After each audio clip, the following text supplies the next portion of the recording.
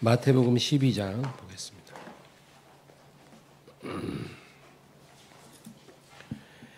마태복음 12장 36, 37.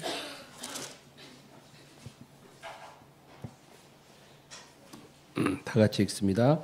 내가 너희에게 이르노니 사람이 무슨 무익한 말을 하든지 심판날에 이에 대하여 신문을 받으리니 네 말로 의롭다함을 받고 네 말로 정죄함을 받으리라.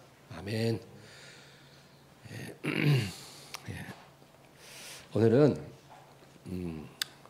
우리 말에 관해서 한번 나눠보려고 합니다. 하나님이 사람에게 입과 혀를 주신 그 목적이 세 가지가 있습니다. 하나님이 사람의 인체를 만드실 때 다 오묘한 섭리가 있잖아요. 그렇죠? 그래서 이 눈이 왜 두 개인지, 콧구멍이 왜 두 개인지, 귀가 왜 두 개이고, 또 코가 하나고 입이 왜 하나인지 다 이유가 있는 거죠. 네, 하나님이 사람에게 입과 혀를 주신 목적이 있다는 것입니다.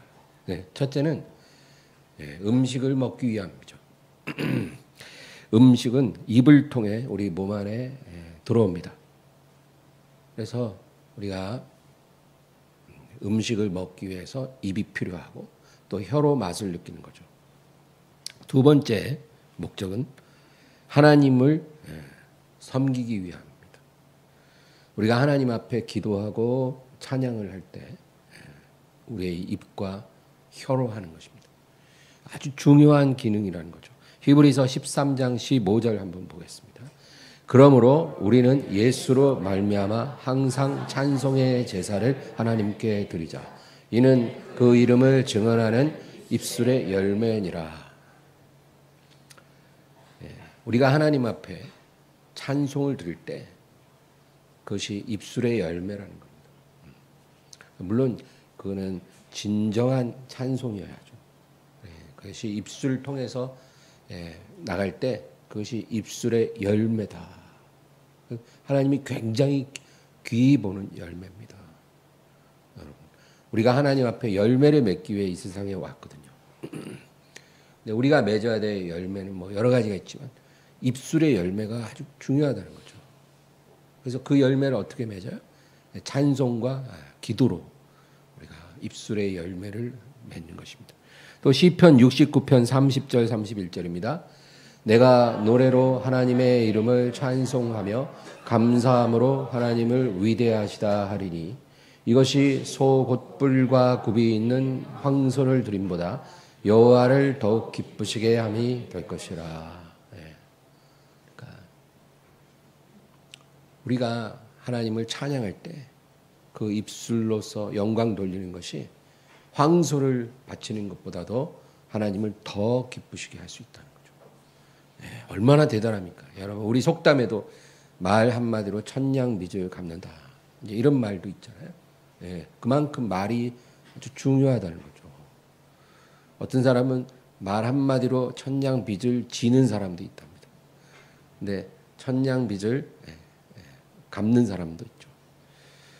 하나님 앞에서도 똑같습니다. 우리가 진정으로 찬양하고 진정으로 기도하면 그 입술의 열매를 황소보다 더 기쁘게 받으신다. 그렇죠. 우리 하나님이 뭐 황소가 필요하십니까? 모든 것이 다 하나님 것인데 하나님은 우리의 마음을 원하시거든요. 근데 그 마음이 우리 안에 있는 게 열매로 나가는 통로가 바로 우리의 입이라는 거죠. 그래서 입술이 중요합니다.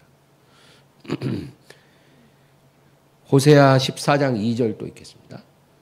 너는 말씀을 가지고 여호와께로 돌아와서 아뢰기를 모든 불의를 제거하시고 선한 발을 받으소서. 우리가 수송아지를 대신하여 입술의 열매를 주께 드리리이다. 성경을 보면 이렇게 입술의 열매로 하나님 앞에 나아가야 한다는 말씀이 참 많이 나옵니다. 또 하나 더 보겠습니다. 이사야 57장 19절입니다. 입술의 열매를 창조하는 자 여호와가 말하노라. 먼 데 있는 자에게든지 가까운 데 있는 자에게든지 평강이 있을지어다. 평강이 있을지어다. 내가 그를 고치리라 하셨느니라. 여기 보면 입술의 열매를 창조하는 자 여호와가 말하노라. 이게 무슨 뜻일까요? 입술의 열매가요, 하나님의 창조의 능력을 불러온다, 그런 뜻입니다. 이게 정확한 의미가. 그러니까 하나님은 입술의 열매를 통해서 창조의 능력을 나타내시는 거예요. 우리가 입술의 열매를 맺으면 그 내용대로 하나님의 창조의 능력이 역사합니다. 그것입니다. 얼마나 놀랍습니까? 그래서 우리가 입술로 어떤 열매를 맺느냐에 따라 창조의 능력이 나타날 수도 있고 또 파괴의 능력이 나타날 수도 있다는 거죠. 그 예수님이 그랬잖아요. 너희가 이 산더러 들려 바다에 던져지라 하고 그것이 이루어질 줄 믿고 의심하지 아니하면 그대로 되리라. 이건 과장법이 아니에요. 진짜예요. 우리가 시험하려고 그렇게 하면 안 되지만 불가피한 상황에서 우리가 하나님을 부르짖으면서 우리가 입술로 선포하면 산도 옮겨 바다에 던져요. 그게 입술의 열매의 창조적인 능력이에요. 사람을 구원하는 능력이 될 수도 있고 또 사람을 파괴하는 능력이 될 수도 있어요. 그러니까 늘 그런 말 하잖아요. 부모가 자식한테 저주하면 안 된다고. 나가 죽어라. 나가 뒤져라. 우리 어릴 때 그런 소리 엄청 많이 듣고 자랐잖아요. 그죠? 예? 진짜 그런 말을 너무 많이 들어서 그냥 새삼스럽지도 않아. 귓등으로 들어요. 나가 뒤져라 이놈아. 이 우라질 놈아.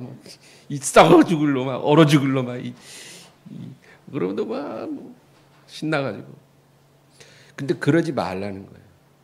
그런 말들이 다 파괴적인 결과를 가져온다. 너는 하나님의 사랑하시는 자녀야. 제가 그런 말 한 두 번만 들었어도 제가 완전히 다른 인생을 살았을 건데. 어쨌든. 그래서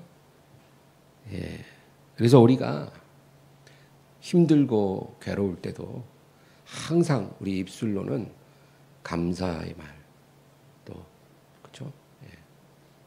믿음의 말, 그리고 하나님을 찬양할. 너무 힘들어. 오늘 딱 죽었으면 좋을 정도로 힘든데 그때 여러분 하나님 죽고 싶어요 이러지 말고 하나님을 찬양하라는 거예요. 찬양하고 감사드리고 그리고 믿음으로 구하는 거예요. 하나님, 제가 어떤 상황인지 하나님이 더 잘 아시죠. 제가 구원하시는 하나님을 믿습니다. 이렇게 믿음으로 구하는 거예요. 그러면 그 입술의 열매를 창조하시는 하나님, 우리 옆 입술의 열매를 따라 창조의 능력을 나타내시는 하나님이 일하신다, 그 말입니다. 여기 보면 평강이 있을지어다, 평강이 있을지어다, 내가 그를 고치리라. 그러니까 우리가 하나님이 기뻐하는 입술의 열매를 맺으면 평강이 임하고 치료가 임한다는 거예요. 믿습니까? 모든 상황이 잘 풀리고 순탄하면 누가 감사가 어렵겠어요. 감사 다 할 수 있습니다. 노래할 수 있어요. 인생이 너무 잘 풀리고 행복한데 뭐 노래가 저절로 나오죠.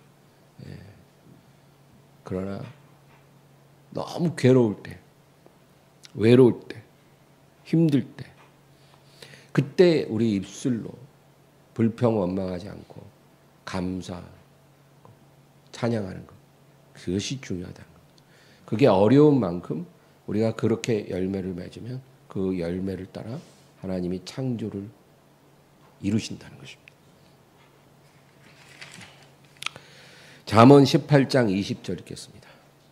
사람은 입에서 나오는 열매로 말미암아 배부르게 되나니 곧 그의 입술에서 나는 것으로 말미암아 만족하게 되느니라.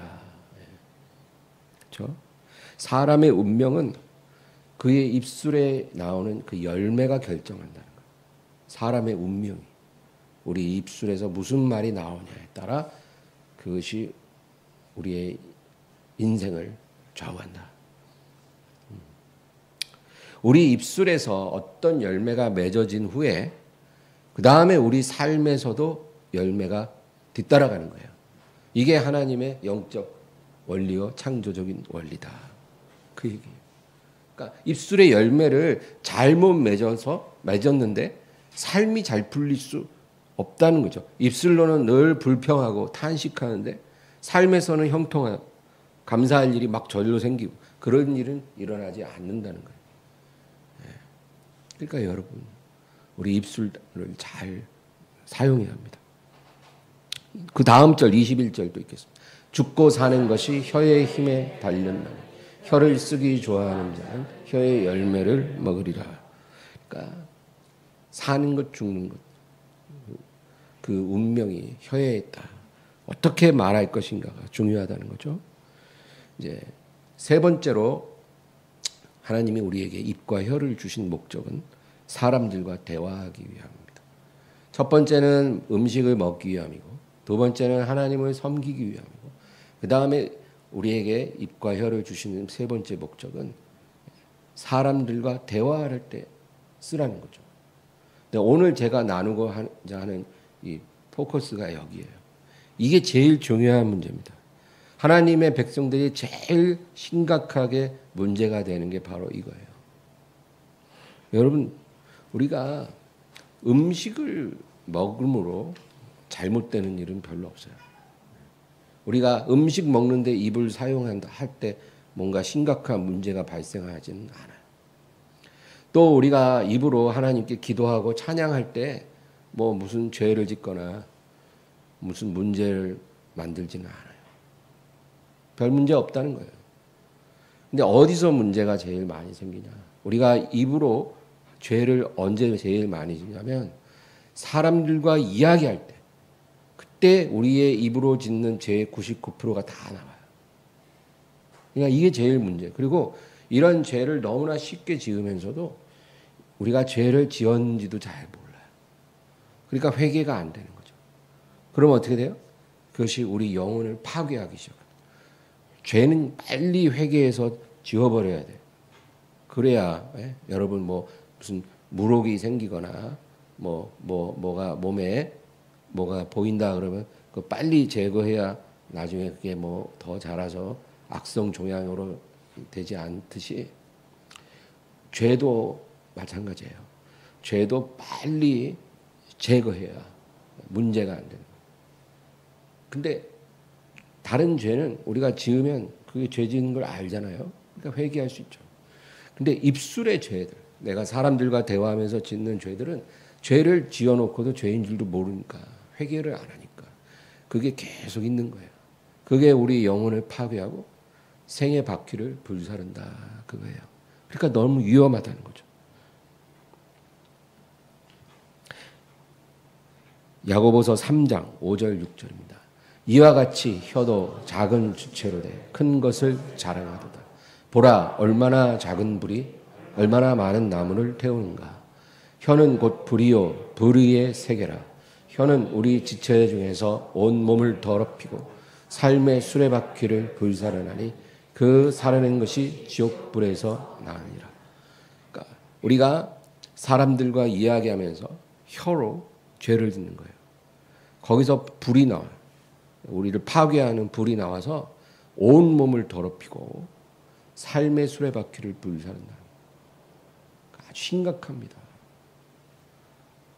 무서운 거는 우리가 죄를 지었는지도 모른다는 거예요. 우리가 혀로 사람들과 이야기하면서 얼마나 많은 죄를 짓는지 우리가 모른다는 거예요. 우리 도둑질을 하거나 뭔가 간음을 하거나 그래야 우리가 죄라고 여기지. 친구랑 이야기하다가 죄를 얼마나 짓는지 내가 1시간 동안 통화하면서 죄를 얼마나 짓는지 모른다는 거예요. 그리고 이 혀는 길들여지지도 않아요. 그 다음 절 7절 8절입니다. 여러 종류의 짐승의 새와 벌레와 바다의 생물은 다 사람이 길들일 수 있고 길들여 왔거니와 혀는 능히 길들일 사람이 없나니 쉬지 아니하는 악이요 죽이는 독이 가득한 것이라. 길들일 수가 없다는 거예요. 혀는. 그 조그만 혀는 길들여지지가 않아요.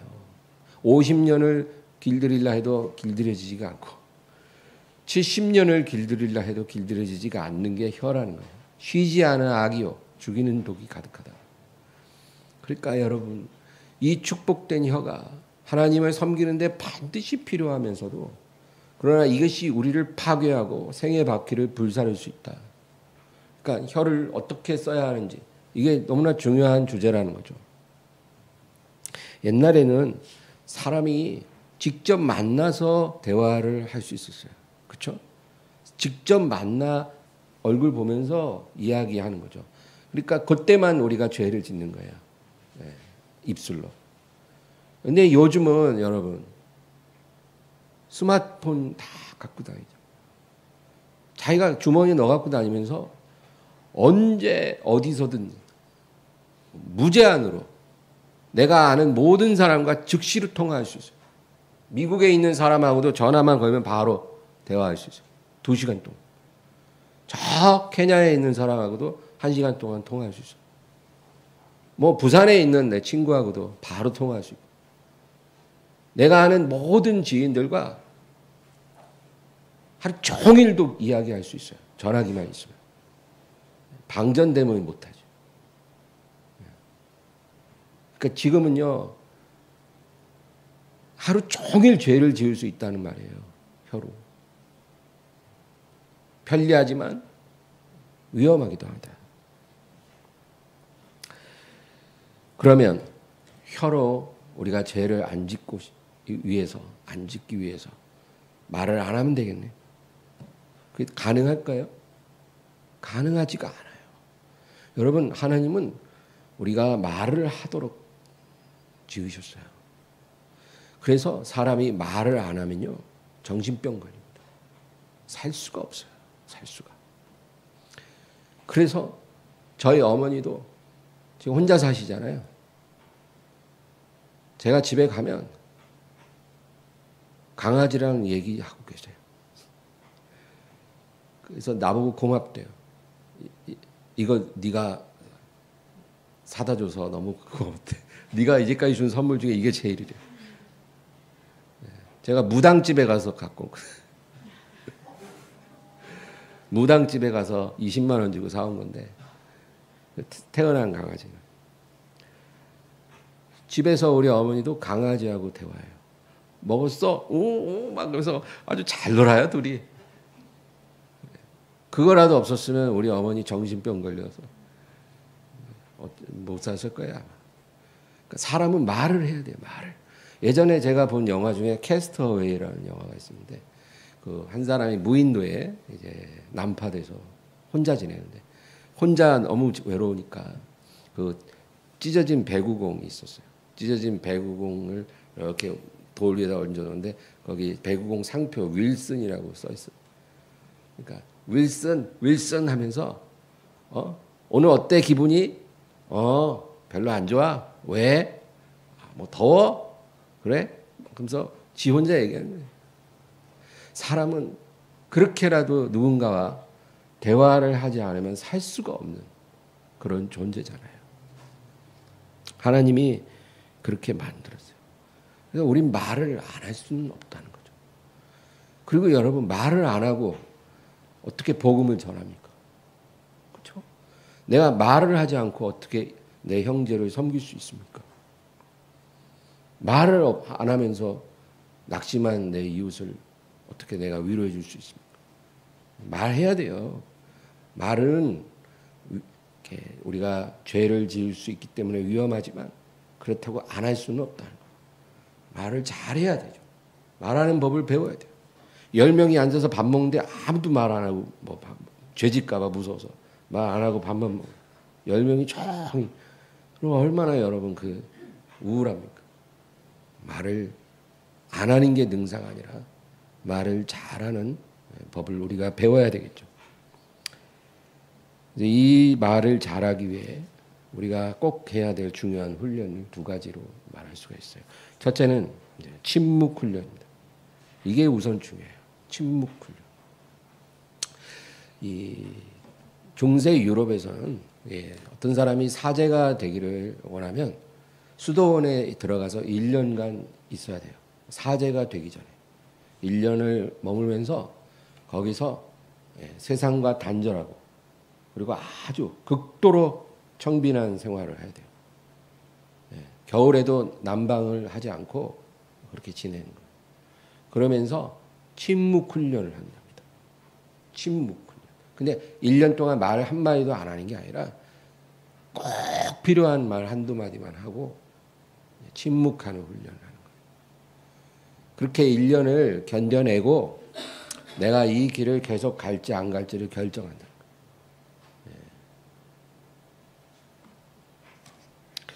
왜 사람이 침묵이 필요할까요? 우리가 침묵을 하면 그만큼 이제 죄를 덜 짓겠죠. 그러니까 우리의 언어 금식을 한다는 거예요. 언어 금식. 말을 적게 함으로 너희는 마땅히 말을 적게 하라 그랬잖아요. 그러니까 적게 함으로 죄를 그만큼 덜 질 수 있고, 그 다음에 하나님의 음성에 더 귀를 기울일 수 있다는 거죠. 말을 많이 하는 사람은 남의 말을 잘 안 들어요. 그렇게 돼 있어요. 내가 말을 하는데 어떻게 들을 수가 있겠어요? 잘 들으려면 말을 줄여야죠. 그러니까 하나님의 종들, 하나님의 음성을 들어야 되잖아요. 그러니까 하나님을 듣기 위해서 침묵 훈련을 한다는 거죠. 그러면 오늘날 저와 여러분 같이 이렇게 바쁘게 살아가면서 우리가 어떻게 침묵 훈련을 할 수 있을까요? 제가 한 가지 팁을 말씀드리면 고독을 억지로 벗어나려고 하지 말라 그겁니다. 여러분, 고독과 침묵은 동전의 양면이에요. 고독하면 말을 안 하게 되겠죠. 그래서 우리가 고독이 다가올 때 그거를 두려워하지 말라. 그거를 피하려고 하지 마라. 벗어나려고 하지 말라. 그겁니다. 고독을 그냥 받아들이라는 거예요. 내가 혼자 있게 됐을 때 혼자 있네. 빨리 누군가를 만나야지. 이러지 말라는 거예요. 내가 누군가를 전화를 해서 대화를 해야지. 그러지 말라는 거예요. 집에서든지 회사에서든지 여러분이 혼자가 됐을 때 그 혼자의 그 상태, 그 고독한 상태를 벗어나려고 하지 말고 그것을 받아들이라는 거예요. 왜냐하면 하나님은 우리의 삶에 종종 고독으로 인도하신다는 겁니다. 우리가 때로는 침묵이 필요하거든요. 침묵하면서 하나님을 듣는 시간이 필요해요. 그래서 멍 때린다 하잖아요. 멍 때린다. 근데 멍 때리는 게 필요하다 이 말이에요. 때로는 멍 때려야 이게 정신 건강에도 좋고 그런데 영적으로도 좋아요. 멍 때릴 때 하나님이 우리에게 주시는 사인을 우리가 받아들이기가 쉽다 이거죠. 정신없이 바쁘고 정신없이 말하고 막 그렇게 막 복잡할 때는 하나님의 음성이 안 들리지만 침묵할 때 들을 수 있습니다. 말을 많이 할수록 죄를 많이 짓고 침묵하며 들을수록 하나님께 순종할 수 있는 거예요. 그래서 고독이 오면 그것을 침묵의 시간으로 받아들이고 피하지 말라. 그 다음에 우리에게 필요한 것은 예수님 마음 훈련입니다. 왜 이게 우리의 언어에 중요하냐면요. 여러분, 말이라는 것은 그냥 나오는 게 아니라 마음에서 나오는 거예요. 마음에 있는 것이 입을 통해 열매로 맺어지는 거죠. 그러니까 말을 바르게 하고 싶다면 마음이 바라야 돼요. 마음이 바르지 않은데 어떻게 말이 바르게 나옵니까? 그러니까 말을 잘하고 싶으면 마음을 훈련해야 되는데 예수님 마음 훈련이에요. 우리가 예수님을 닮아가는 것. 그게 말을 잘하는 비결이에요. 어떤 사람들은 말을 잘하기 위해서 항상 긍정적으로 말을 해라. 또 항상 칭찬하는 말을 하고 감사하는 말을 하고 축복하는 말을 해라. 뭐 이렇게 얘기하는데 사실 이거는 답이 될 수가 없어요. 왜냐하면 이것은 가능하지도 않고 바람직하지도 않아요. 항상 어떻게 칭찬하고 감사하고 축복하고 그렇게 말하며 살 수가 있을까요? 그거는 불가능하다는 거죠. 여러분, 그래서 우리가 예수님의 언어를 우리가 연구할 필요가 있어요. 예수님은 이 세상에 오신 하나님이시죠. 근데 예수님은 우리와 똑같은 사람으로서 인생을 사셨기 때문에 우리의 롤 모델이에요. 예수님은 죄가 없으시고 허물이 없어요. 그러니까 우리가 예수님을 닮는 게 제일 정답이라는 거죠. 그러니까 예수님이 이 세상에서 어떻게 말을 하셨는지를 연구를 해야 우리도 예수님을 따라갈 수가 있겠죠. 예수님은 항상 진실하셨고 진지하셨다. 예수님 대화는 항상 진실하고 진지하셨어요. 예수님은 공치사하고 아첨하거나 뭐 사람 기분 좋게 하려고 뭐 마음에도 없는 말 하거나 뭐 쓰잘데기 없는 농담하고 이런 말을 안 하셨죠. 예수님은 항상 진실하고 진지하셨어요. 그런데 진실하다는 것이 꼭 매사에 부정적으로 말했다는 말은 결코 아니죠. 예수님은 진실하셨지만 부정적이거나 비관적이지는 않으셨어요. 예수님은 죄를 부정하시지 않고 죄를 직면하셨어요. 죄를 보면서도 못 본 척하고 긍정 이렇게 주문을 외지 않았다는 거예요. 죄를 범하는 사람을 보면서 저 사람 마음 상할까 봐 그런 얘기 못 하겠고 축복합니다. 사랑합니다. 이런 식으로 그 사람을 기분 좋게 해주시지 않았다는 거예요. 예수님은 죄를 부정하지 않고 질타하셔서 죄인에게는 회개하라. 단호하게. 그 사람 뭐 기분 살피고 이런 게 아니라 회개하라. 천국이 가까우니라. 분명하게 말씀하시고. 그러나 긍휼과 용서를 잊지 않으셨어요. 그래서 죄 지은 사람 보고 죄 없다 그런 게 아니라 너는 죄인이야. 그러나 나는 너를 정죄하지 않을 것이야. 그러므로 앞으로 죄를 짓지 마라. 그렇게 예수님 말씀하신 거죠. 그리고 예수님은 제자들한테도 늘 야단을 많이 치셨어요. 제자들을 위로하거나 칭찬한 경우가 거의 없어요. 성경에 기록된 부분은 대부분 다 내가 언제까지 너희와 함께 있으며 내가 언제까지 너희를 참으리요. 너희가 어찌하여 깨달음이 없느냐. 어찌하여 자느냐. 시험에 들지 말고 깨어 기도하라. 네가 1시 동안도 못 깨어있냐. 예수님 늘 야단치셨어요. 제자들. 네. 그런데 야단만 친 게 아니라 제자들을 끝까지 버리지 않았다. 끝까지 버리지 않았어요. 체념하지 않았다. 제자들을 포기해버리지는 않았어요. 야단치고 또 끌어주시고 3번 배신한 베드로에게도 예수님은 찾아가시고 그러셨다. 예수님은 현실을 부정하고 좋은 것만 보고 좋은 것만 말하시지 않았다는 거죠. 예. 여러분 우리가 예수님처럼 말하라 이 말이에요. 맨날 축복하는 말, 감사하는 말 이런 것만 이렇게 주문처럼 외워야 된다 이게 아니라 예수님처럼 죄를 질타하시지만 비관하지 않는 거예요. 소망을 주신 거예요. 다시는 죄를 범하지 마. 너는 큰 죄인이야. 그러나 다시는 과거로 돌아가지 마. 하나님이 너를 받으셨으니까 새 사람이 되어야 돼. 이렇게 예수님은 말씀하신 거예요. 그러나 회개할 줄 모르는 바리새인들. 바리새인들은 교회 안에도 있어요. 교회 안에 제일 많죠. 이 바리새인들의 특징은 자기를 직면하지 않고 합리화하는 사람들. 회개할 줄 모르는 사람들. 자기 잘못된 거는 모르고 다른 데서 원인을 찾는 사람들. 이런 사람들은 예수님 뭐라 해요? 화 있을진저. 예. 저주하셨어요. 저주 받을지라. 그렇게 말해요. 예수님이 맨날 축복하는 말만 하고 사랑의 말만 하신 게 아니에요. 화 있을진저. 저주를 많이 하셨어요. 예. 우리가 이 세상 살 때 우리의 입술이 예수님 닮아서 그렇게 정직하고 진지한 입술이 되어야 될 줄로 믿습니다.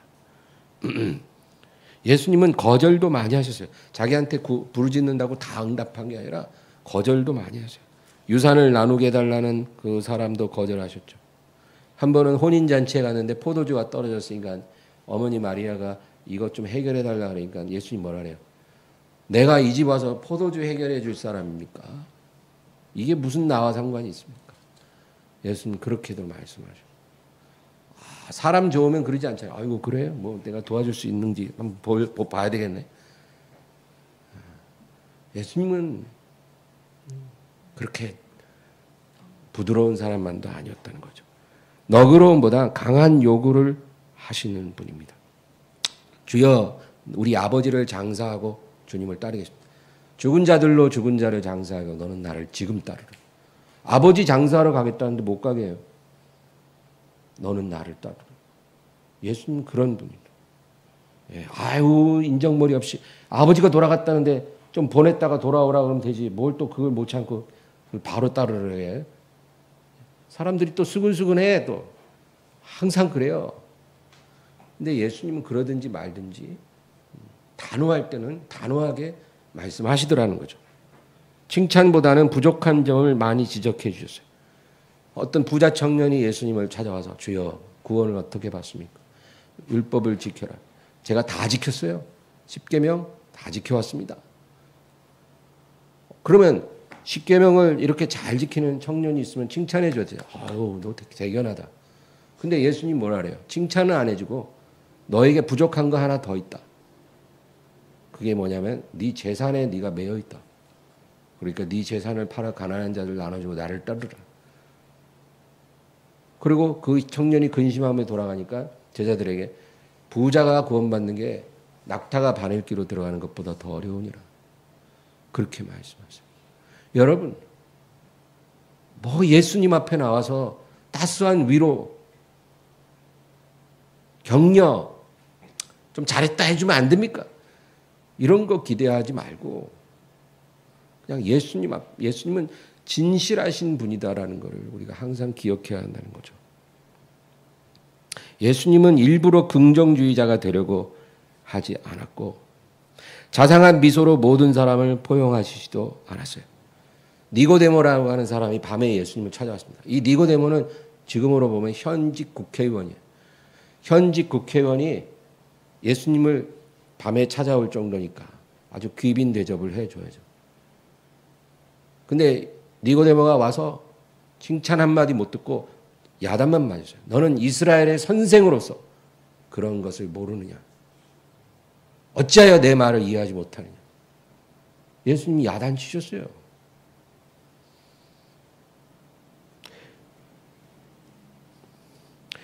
교회에서 야단 맞을 수도 있죠. 여러분, 교회에서 야단 맞는다고 너무 상처받거나 시험 들어서 그러지 마세요. 야단 칠 사람도 없지만 요즘은 목사님들도 무서워서 성도도 야단 못 쳐요. 그러니까 그러나 혹시 누가 야단 치거든 너무 시험 들지 마시고 예수님을 찾아온 사람 듣고 싶어하는 말이 아니라 들어야 할 말을 해주신 분이다. 누가 예수님 찾아오면 그 사람이 듣고 싶어하는 말이 뭔지 다 알아요. 예수님만 아는 게 아니라 저 같은 목사도 알아요. 성도가 이렇게 가까이 오면 그 사람이 무슨 말 듣고 싶어 하는지 제가 왜 모르겠냐고요. 목사들도 아는데 예수님 모르겠어요. 근데 예수님은 듣고 싶어 하는 말을 해준 것이 아니고 들어야 할 말을 해주셨어요.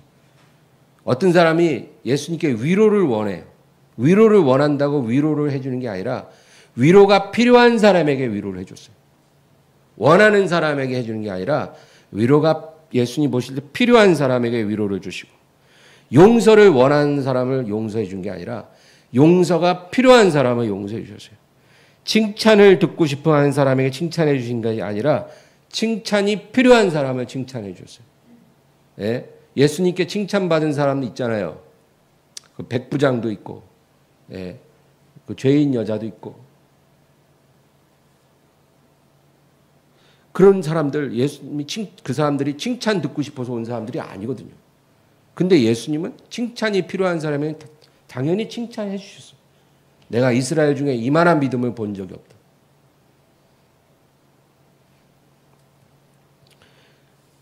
책망이 필요한 사람은 책망을 하시고 준엄한 경고가 필요한 사람은 준엄한 경고를 하셨어요. 예수님은 언제나 아버지의 뜻만을 전하셨습니다. 요한복음 14장 24절입니다. 나를 사랑하지 아니하는 자는 내 말을 지키지 아니하나니 너희가 듣는 말은 내 말이 아니요 나를 보내신 아버지의 말씀이니라. 너희가 나로부터 듣는 말들은 내 말이 아니라 나를 보낸 아버지의 말씀이라. 예수님은 아버지의 말씀을 늘 전하셨어요. 요한복음 17장 8절입니다. 나는 아버지께서 내게 주신 말씀들을 그들에게 주었사오며 그들은 이것을 받고 내가 아버지께로부터 나온 줄을 참으로 아오며 아버지께서 나를 보내신 줄도 믿었사옵나이다. 아버지가 내게 주신 말씀들을 내가 저에게 주었나이다. 여러분, 우리가 성령의 감동으로 말을 할 때 그걸 예언이라고 해요. 그래서 예언의 은사는 뭐냐면 성령의 감동으로 말할 때 그게 예언이 돼요. 그래서 어떤 경우는 예언 기도를 해주기도 하죠. 그리고 이렇게 설교자들은 성령의 감동으로 하나님 말씀을 전할 때 그것도 예언이에요. 그런데 이런 예언뿐만 아니라 우리가 일상의 대화 속에 성령의 다스림을 받아서 말을 해야 한다는 겁니다. 이거는 성령의 감동하고는 약간 달라요. 성령의 컨트롤을 받아서 우리의 생각과 감정이 성령의 컨트롤을 받아서 우리의 입술로 말을 한다는 거죠. 우리가 이런 훈련이 꼭 필요합니다. 그래서 성령의 컨트롤을 받을 때 우리에게는 분별력이 있어야죠. 분별을 할 줄 알아야 바른 말을 하지 않겠습니까?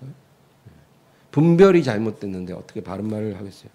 분별력도 필요하고 우리가 그것을 말로 표현할 때 어떻게 표현할지 또 어디에서 우리가 절제할지 이런 것들이 성령의 컨트롤을 받는 것 이게 쉬운 게 아니에요. 이 훈련을 우리가 잘 받아서 우리가 말을 잘 해야 하겠다는 거죠. 그것이 우리의 운명을 결정할 수 있기 때문입니다. 오늘 본문 마태복음 12장 가서 먼저 그 앞절 34절을 다 같이 읽겠습니다. 독사의 자식들아 너희는 악하니 어떻게 선한 말을 할 수 있느냐 이는 마음에 가득한 것을 입으로 말함이라. 이게 무슨 말이냐면 예수님 말씀이잖아요. 너희가 독사의 자식인데 어떻게 선한 말이 나오겠느냐 독밖에 나오지 않겠는가. 이는 마음에 가득한 것을 입으로 말한다는 거예요. 그러니까 우리가 말을 잘하려면 우선 마음이 올바라야 돼. 마음이 올바라야 거기서 올바른 말이 나오는 거예요. 사람은 마음에 가득한 게 입으로 나오기 때문이죠. 그래서 말 잘하려면 우리 마음을 먼저 챙겨야 된다. 이건 정말 진리예요. 여러분, 악한 사람이 무슨 말을 하겠어요? 악한 말 하죠. 더러운 사람이, 음란한 사람이, 마음이 음란해요. 음란으로 가득해. 그러면 무슨 말을 하겠어요? 음란한 말이에요. 네. 제가 교회에서도 그런 사람 간혹 봐요. 이렇게 살살 음란한 말을 흘려. 분위기를 그렇게 만들어가는 거예요. 그래서 누가 거기에 반응하면 이제 짝 만난 거예요. 그래가지고 그런 식으로 이제 흘러가는 거예요. 음란한 사람은 음란한 말을 하네요. 두려움이 마음에 가득하면 두려워하는 말이 나와요. 거짓이 가득하면 거짓말하죠. 허영과 탐심이 가득한 사람은 늘 돈 얘기하고 명품 얘기해요. 요즘도 하는지 모르겠는데 태극기 부대들. 그 광화문에 태극기 흔드는 그 권사님들. 이 권사님들은 마음속에 예수님이 가득한 게 아니라 정광훈 목사가 가득해요. 그래서 밤낮 태극기만 흔들어. 그리고 자기 지인들한테 맨 그런 유튜브 링크 보내요. 하나님 말씀, 귀한 말씀, 예수님에 관한 그런 링크를 보내야 되는데 그런 게 아니라 뭐 여당이 어쩌니 야당이 어쩌니 뭐 북한이 어쩌니 맨날 이런 소리. 마음에 가득한 거를 그렇게 표현하는 거예요. 여러분, 우리는 예수님이 가득해야 합니다.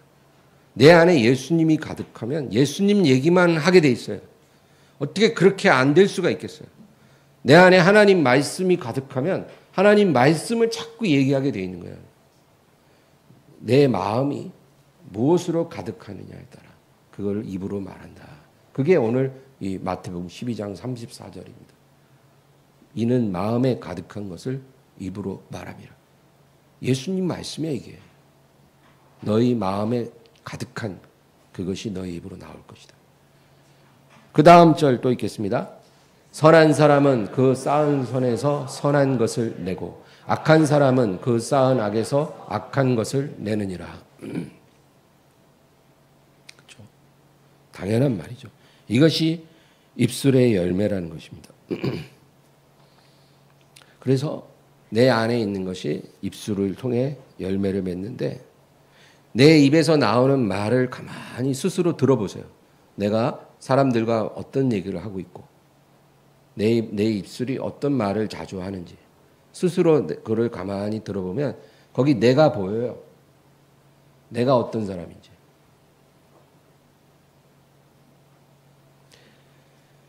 그 다음 36절.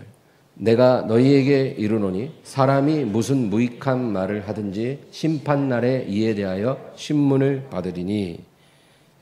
우리가 이 세상에서 입술로 한 말들이 하나님 앞에 기록이 되고 심판날에 신문을 받게 될 것이다.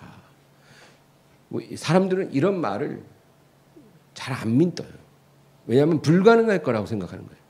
아니 사람이 70년, 80년, 90년을 인생을 살다가 하나님께 갔는데 그 많은 세월에 입으로 한 말들이 그게 얼마나 많은 말을 했는데 뭐 그런 말들을 어떻게 다 하나님이 신문하실까? 우리가 생각하죠. 그래서 이런 구절을 그냥 간과해버려요. 근데 여러분 우리가 하나님 앞에 갈 때는 지금 이런 3차원적인 개념이 아니라 4차원적인 개념이에요. 그래서 1초 만에 우리 인생이 쫙 드러나요. 1초 만에 우리가 일생 동안 한 말들이 다 평가받습니다. 그게 가능한 거예요. 천국에서. 그러니까 우리가 한 모든 말들 어떠한 무익한 말이라도 하나님 앞에 그날의 심판을 받게 될 것이다. 우리가 구원은 예수님의 보혈의 공로로 받아요. 그 보혈을 붙잡는 사람에겐 하나님이 구원을 주십니다. 그러나 이 말씀도 땅에 떨어지는 말씀이 아니에요. 우리가 하나님 앞에 갔을 때 어찌어찌 부끄러운 구원에 들어간다 할지라도 우리가 한 말들에 대해서 신문을 받을 것이다. 어떤 사람은 면류관을 쓰겠지만 많은 사람들이 자기의 말이 이렇게 심각한 것인지 몰랐을 거예요. 우리가 말을 잘 사용해야겠다. 그것이죠.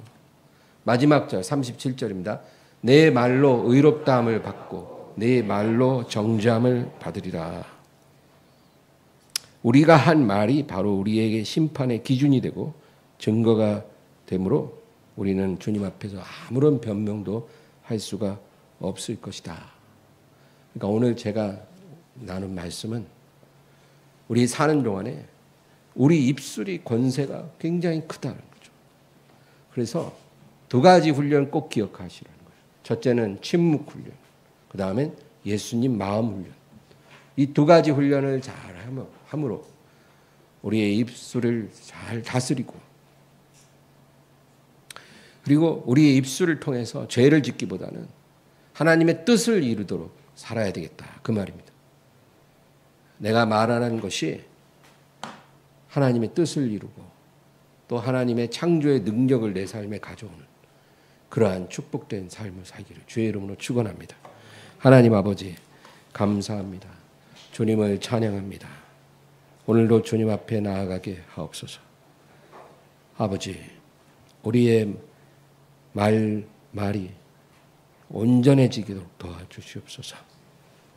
하나님 아버지, 우리의 입술을, 우리의 혀를 찬양과 기도로서 하나님께 드릴 수 있게 도와주시고, 더 많은 시간 우리 하나님 앞에 우리의 입술의 열매로 영광을 돌리게 하여 주시고, 또 아버지, 우리가 가족과 또 친구들과 동료들과 많은 사람들과 대화할 때 하나님 우리의 마음을 지켜주시고 우리의 입술을 보호하사 하나님 아버지께 영광 돌리는 그런 생명의 역사를 이루는 입술이 되도록 축복해 주시옵소서. 의자 없고 예수님의 이름으로 기도합니다.